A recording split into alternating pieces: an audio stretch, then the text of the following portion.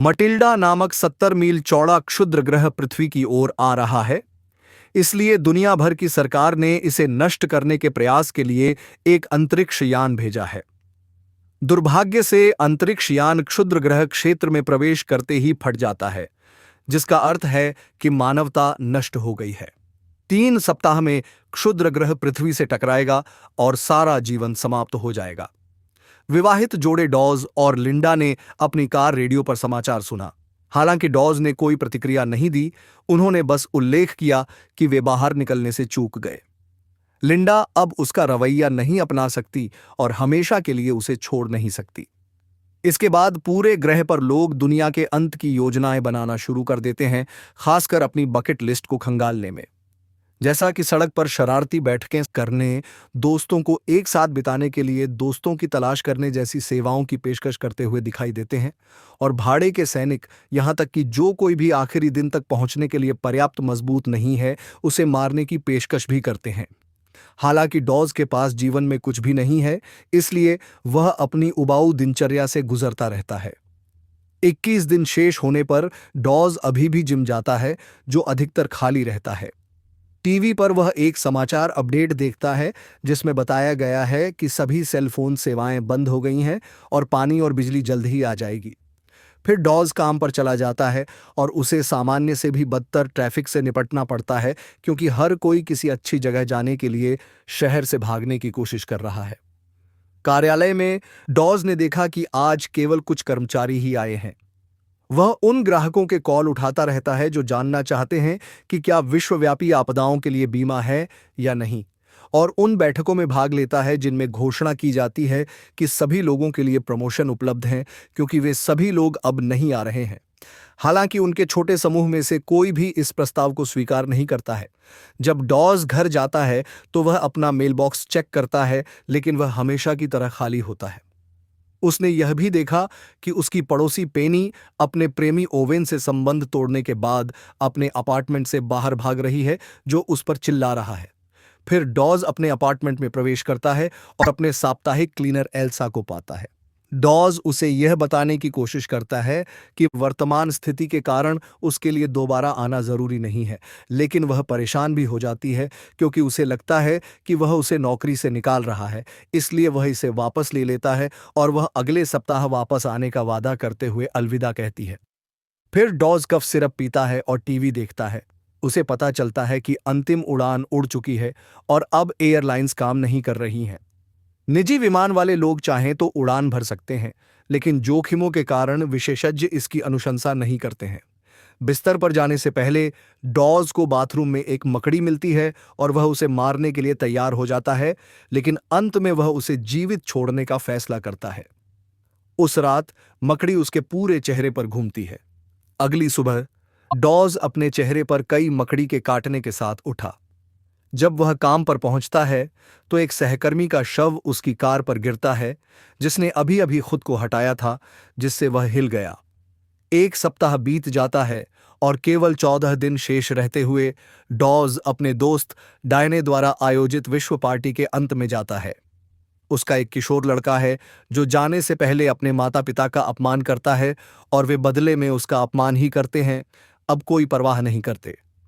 उसका पति आखिरकार अपनी बेहद खास सिगरेट निकाल रहा है और डॉज के साथ एक सिगरेट साझा करने का वादा करता है, जबकि डायने टिप्पणी करती है कि उसे आश्चर्य नहीं है कि लिंडा ने उसे छोड़ दिया, क्योंकि वह उससे कभी खुश नहीं थी। इससे डॉज सदमे में है, क्योंकि उसने ईमानदारी से कभी इस पर ध्यान नहीं दिया। डायने डॉज को किसी के साथ स्थापित करने पर जोर देती है, क्योंकि उसे अकेले नहीं मरना चाहिए, और जब डॉज ने मना कर दिया तो उसके पति ने बताया कि वह अकेले नहीं मरेगा, क्योंकि पूरी दुनिया एक साथ मर रही है। जब पार्टी शुरू होती है, डायने अभी भी डॉज का परिचय कैरेन से कराती है, जिसे वे सभी फैंसी चीजें पहनाई जाती हैं जो उसे शायद ही कभी पहनने को मिलती हैं। वह उसके साथ बातचीत करने की कोशिश करती है, लेकिन यह बहुत अजीब है और डॉज को नहीं पता कि क्या कहे। रात्रिभोज के दौरान लोग अपने आखिरी दिनों की अपनी योजनाएं साझा करते हैं, जैसे अपने परिवार से मिलने जाना या अपनी बकेट लिस्ट से काम करना। डॉज में फ्लर्टी चेहरे बनाते हुए डायने का कहना है कि वह उन्हें किसी विशेष व्यक्ति के साथ बिताना चाहती है। रात का खाना खत्म होने के बाद पार्टी वास्तव में शुरू होती है और इतनी उग्र हो जाती है कि लोग बच्चों को भी पीने की अनुमति दे रहे हैं। करेन अभी भी डॉज के साथ छेड़खानी करते हुए नृत्य करती है, जो उसे अनदेखा करने की पूरी कोशिश करता है। एक मित्र ने डॉज को बताया कि आने वाले अंत के कारण महिलाओं के पास कोई मानक नहीं है और हर पुरुष के पास एक मौका है, चाहे वह कितना भी बदसूरत क्यों न हो।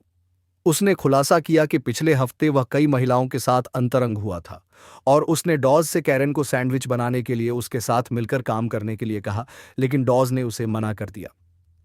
जल्द ही आतिशबाजी और अवैध सामग्री बाहर आ जाती है और डॉज इसे और बर्दाश्त नहीं कर सकता, इसीलिए वह बाथरूम में छिप जाता है।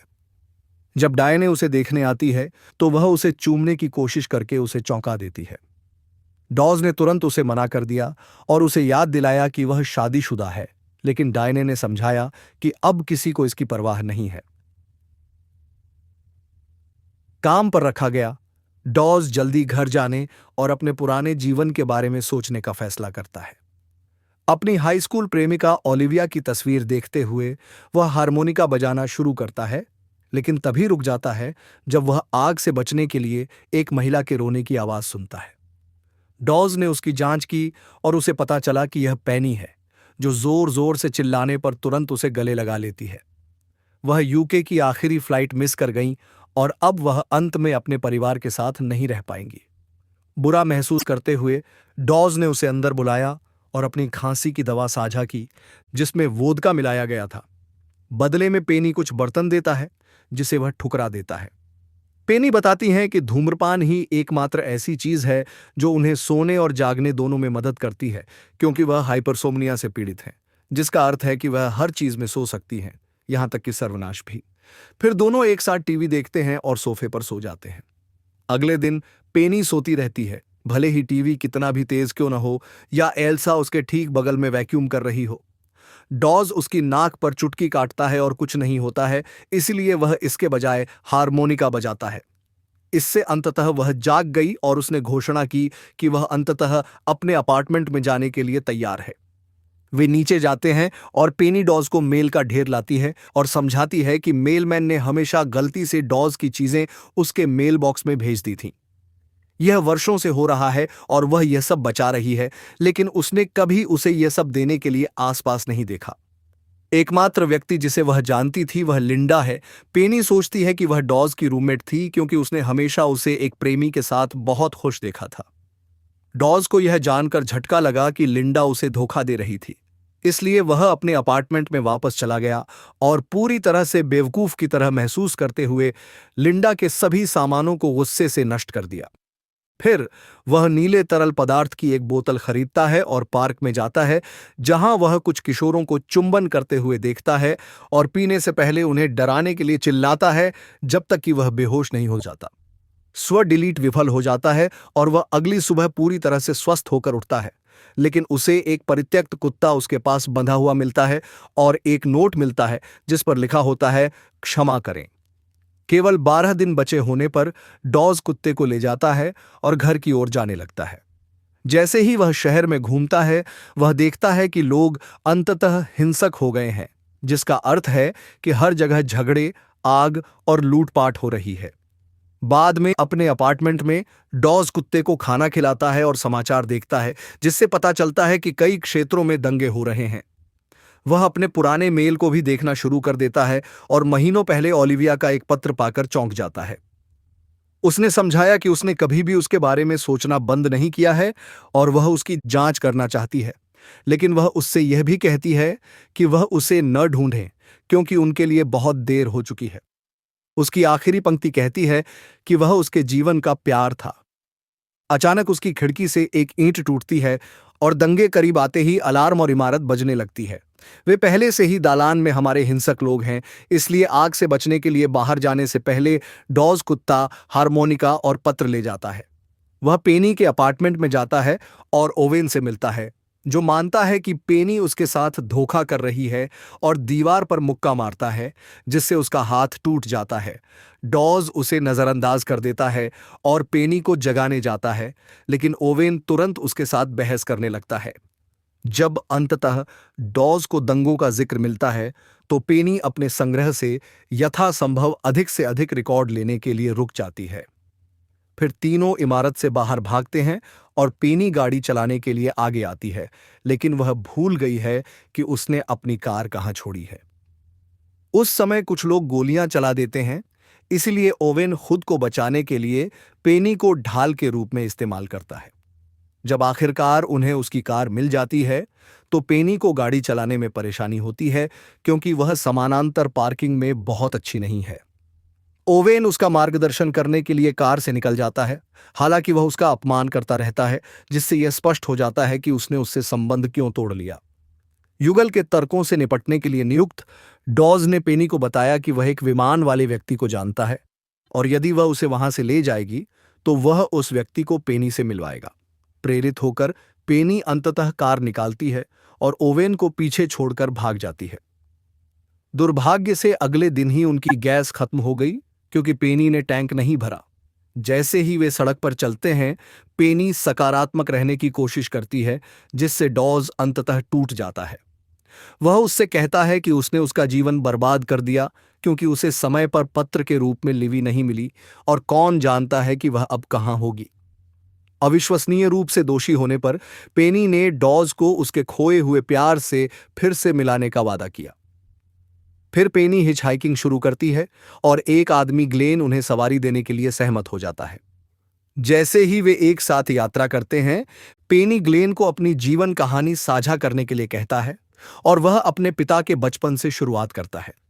डॉज को इसके हर सेकंड से नफरत है, खासकर जब ग्लेन ने कबूल किया कि डॉक्टर ने उसे बताया था कि दुनिया के अंत की घोषणा से ठीक पहले उसके पास जीने के लिए केवल 6 सप्ताह थे। ग्लेन ने कुछ साल पहले अपना प्यार खो दिया था और अंत के बारे में जानने के बाद उन्होंने खुद को मिटाने पर विचार करना शुरू कर दिया, लेकिन इससे उन्हें स्वर्ग नहीं मिलेगा। उसका लहजा डॉज को बहुत संदेहास्पद बनाता है, खासकर जब वह ट्रक के पीछे खुदाई करने वाले उपकरण देखता है। अंततः ग्लेन ने ट्रक रोका और डॉज को साथ आने के लिए आमंत्रित करते हुए कहा कि वह खुद शौच के लिए जाएगा। अधिक संदेह होने पर डॉज ने उसे मना कर दिया और जैसे ही ग्लेन चला गया, उसने पेनी को बताया कि वे एक मनोरोगी के साथ यात्रा कर रहे होंगे। पेनी उसे गंभीरता से नहीं लेती है और कुत्ते को घुमाने के लिए ट्रक छोड़ देती है। आ नहीं तहे रवोती ही, जिसे भी पेशाब करना होता है। फिर ग्लेन वापस आता है और डॉज से मुखौटा उतारने के लिए कहता है और कहता है कि डॉज का खाली चेहरा साबित करता है कि वह हत्यारा है। डॉज इस तरह के सिद्धांत से इनकार करता है और ग्लेन गलतफहमी के लिए माफी मांगता है, यह समझाते हुए कि उसने चीजों को खत्म करने के लिए एक भाड़े के सैनिक को काम पर रखा है। जैसे ही वह हंसता है, ग्लेन को अचानक गोली मार दी जाती है और डॉज भाड़े के सैनिक को भागते हुए देखता है। बाद में डॉज और पेनी ने ग्लेन के शरीर को अपने उपकरण से दफना दिया और उसके ट्रक में चले गए। आखिरकार उन्हें सड़क के किनारे फ्रेंजीज नामक एक रेस्तरां मिला और उन्होंने पेय के लिए रुकने का फैसला किया। वेटर उन्हें गले लगाकर स्वीकार करता है कि सभी कर्मचारी धूम्रपान कर रहे हैं, इसलिए अब वे सभी प्रकार के पागल व्यंजन बना रहे हैं। पेनी और डॉज क्लासिक्स पर टिके रहते हैं, कुत्ते के लिए भी कुछ भोजन प्राप्त करते हैं और पेनी भी कॉन्स लाइन में शामिल हो जाती है। जब वे खाना खाते हैं तो वे अपने पुराने जीवन के बारे में अधिक जानकारी साझा करते हैं, लेकिन अचानक एक आश्चर्य के साथ वे बाधित हो जाते हैं। पेनी ने वेटरों से कहा कि यह डॉज का जन्मदिन है, इसलिए वे एक छोटा केक और एक गाना लेकर आएं। अचानक एक वेट्रेस उन दोनों को चूम लेती है और जल्द ही पार्टी में शरारत होने लगती है, इसलिए दोनों कुत्ते को लेकर चले जाते हैं। ट्रक में वे अपने बीच एक निश्चित तनाव महसूस करते हैं और अंत में एक साथ गंदा काम करते हैं। बाद में डॉज दोषी महसूस करता है क्योंकि उनकी उम्र के अंतर के कारण उसे ऐसा लगता है जैसे उसने फायदा उठाया है, लेकिन पेनी उसे याद दिलाती है कि वह एक वयस्क है जिसने चुनाव किया है। अचानक उन्हें सायरन सुनाई देती है और वे यह देखकर चौंक जाते हैं कि एक पुलिस वाला उन्हें खींचने की कोशिश कर रहा है। पेनी गाड़ी चलाना जारी रखना चाहती है क्योंकि कानून अब कोई मायने नहीं रखता, लेकिन डॉज परेशानी नहीं चाहता और उसे रुकने के लिए मजबूर करता है। चूंकि वह धूम्रपान कर रही है, डॉज उसकी सिगरेट लेता है और उसे अपने मुंह में छिपा लेता है, लेकिन गलती से कुछ धुआं उसके अंदर चला जाता है। पुलिसकर्मी आता है और उन सभी चीजों की सूची बनाता है जो वे गलत कर रहे हैं, इसलिए पेनी बताती है कि यह व्यर्थ है। हालांकि पुलिस को इसकी परवाह नहीं है और फिर भी उन्हें गिरफ्तार कर लेती है। जेल में दोनों को एक लड़का मिलता है जिसे शांति भंग करने के आरोप में गिरफ्तार किया गया है और उसका अंत यहां है। पेनी टूट गई है क्योंकि वह अपना वादा विफल कर रही है, इसलिए डॉज ने उसे सलाखों के माध्यम से गले लगाया और समझाया कि उसने उसका जीवन बर्बाद नहीं किया, क्योंकि उसने बहुत समय पहले ही खुद के साथ ऐसा किया था।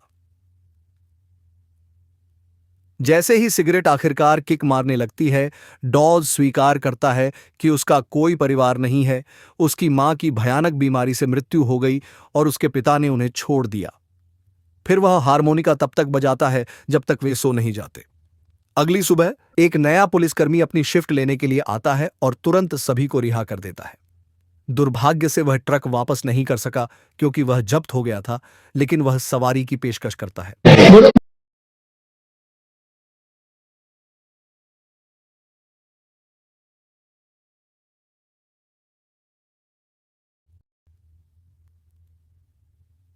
पेनी को याद है कि पास में ही उसका एक पूर्व व्यक्ति रहता है, इसलिए पुलिस उन्हें वहां ले जाती है। डॉज को तुरंत ईर्ष्या होने लगती है जब उसकी मुलाकात स्पेक से होती है, जो एक पूर्व सैन्य व्यक्ति है जिसके पास एक शानदार शरीर है और उसका अपना बम शेल्टर है जो अन्य सैन्य मित्रों से भरा हुआ है। वह स्पष्ट रूप से अभी भी पेनी से प्यार करता है और उसे एक सैटेलाइट फोन प्रदान करता है ताकि पेनी अंततः अपने परिवार को कॉल कर सके। वह रोती है जब अंततः वह अपने माता पिता और भाई बहनों की आवाज सुनती है और यहां तक कि पहली बार उसे अपनी छोटी भतीजी की आवाज भी सुनने को मिलती देखने वाले। जबकि वह व्यस्त है, स्पेक ने डॉज को बताया कि केवल पेनी को आश्रय में रहने की अनुमति है, उसे नहीं। बाद में पेनी ने रुकने से इनकार करते हुए स्पेक से उसे एक कार उधार देने के लिए कहा। ऐसा करने के लिए सहमत हो जाती है, लेकिन पेनी से कहती है कि चकमा देने का अपना वादा पूरा करने के बाद वह इसे